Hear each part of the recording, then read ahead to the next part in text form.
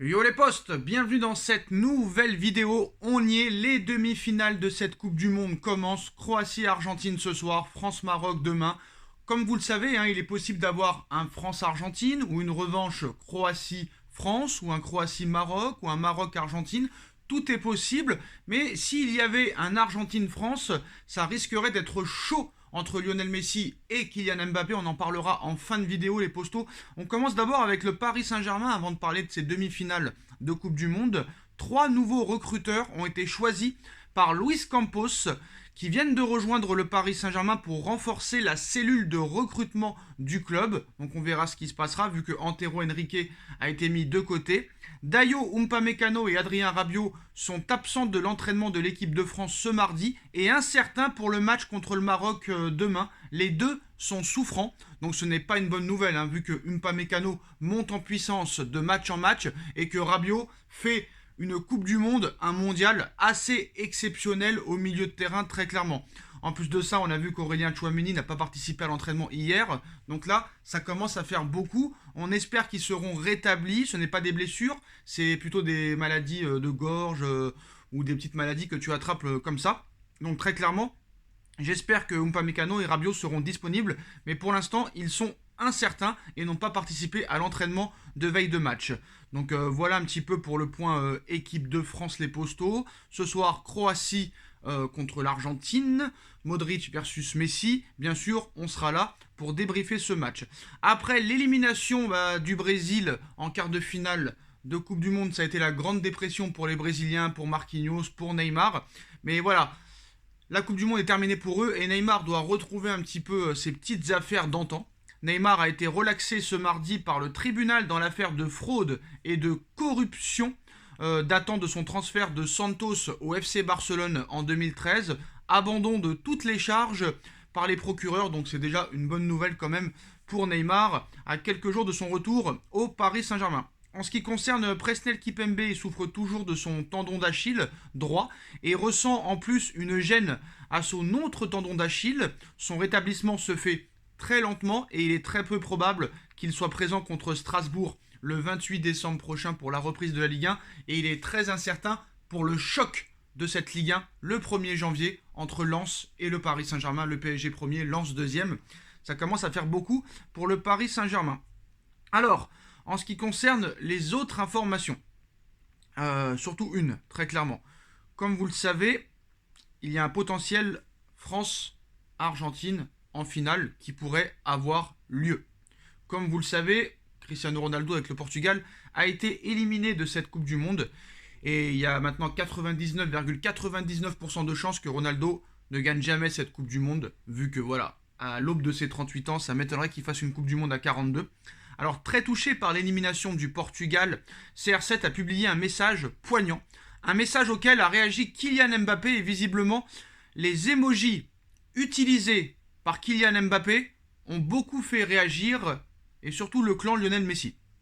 Alors il n'a peut-être pas voulu déclencher une nouvelle guerre d'ego, une nouvelle polémique, mais KM7 a provoqué une polémique malgré lui ces dernières heures. Tout le Portugal était KO debout après son élimination face au Maroc en quart de finale de cette Coupe du Monde et un homme était encore plus malheureux que les autres, CR7, à bientôt 38 ans. Cristiano Ronaldo a sans doute vécu le dernier match de Coupe du Monde avec sa sélection. Une triste fin pour lui, d'autant que son sélectionneur Fernando Santos l'a relégué au rôle de doublure de luxe pendant cette Coupe du Monde, un déclassement qui ne, on va dire, qui ne colle pas avec l'ego et le passif et le palmarès de CR7.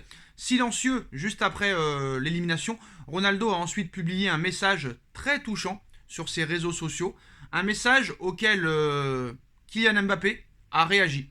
Le Français est un admirateur connu de Cristiano Ronaldo, mais en lui répondant avec les emojis couronne et chèvre, le champion du monde 2018 Kylian Mbappé a fait beaucoup parler.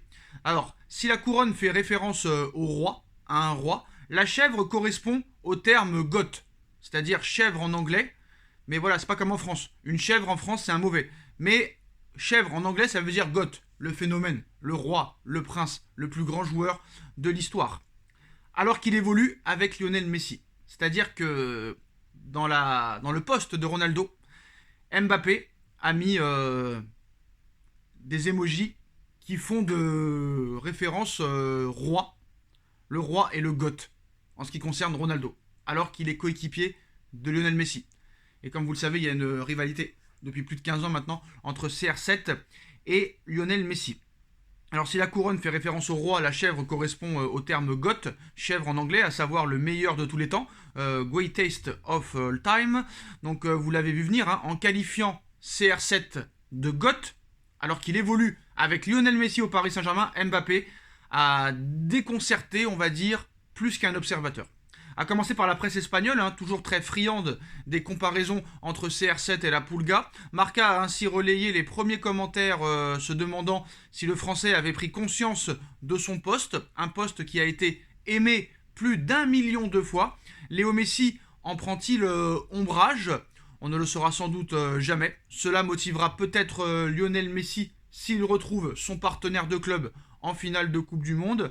Et en plus de ça, comme vous le savez, s'il y a un France-Argentine, ce serait la revanche des huitièmes de finale de Coupe du Monde en 2018. Mais voilà, c'est sûr que t'inquiète pas que Lionel Messi l'a vu. En plus, on a vu que Léo Messi est un petit peu, on va dire, excité hein, depuis ces dernières semaines, surtout depuis les derniers jours. On a vu que contre les Pays-Bas, il était très très très coléreux. Il s'est clashé à la fin du match sur l'attaquant des Pays-Bas en le traitant d'imbécile. Après, il s'est chauffé avec Edgar Davids, l'ancienne gloire des Hollandais, et maintenant adjoint de Van Gaal. Il s'est clashé aussi un petit peu avec Van Gaal et Davis en même temps. Donc voilà, Lionel Messi va être un petit peu nerveux. C'est sûr et certain que là, Léo Messi, très clairement, a l'occasion de devenir le plus grand joueur de l'histoire de tous les temps, sans aucune contestation. Que ce soit en club et avec la sélection, il aura tout gagné et il aura prouvé très clairement que c'est le meilleur joueur du monde. Donc ce soir, il y a une énorme pression sur les épaules de Léo Messi, qui est le roi de tout un peuple, alors que la Croatie a l'habitude maintenant des matchs marathon, des matchs avec prolongation, des matchs avec tir au but. Entre 2018 et 2022, on a pu le voir, c'est des morts de faim. Voilà, les hommes à Modric, à Perisic, très clairement ont faim. Et il y en a beaucoup qui pensent qu'on va avoir une revanche de 2018 entre la France et la Croatie. 1-2. Donc on verra ce qui se passera, les postos, mais voilà. Voilà Mbappé qui s'offre une nouvelle polémique avec Lionel Messi. C'est vrai qu'il n'en avait pas vraiment besoin. Mais bon, je pense que ça va être vite entassé. En tout cas, on l'espère. Je pense que les deux protagonistes vont vite se concentrer sur leur match de demi-finale de Coupe du Monde. Voilà les postos, dites-moi en commentaire ce que vous en pensez. On like, on partage, on commente, on s'abonne.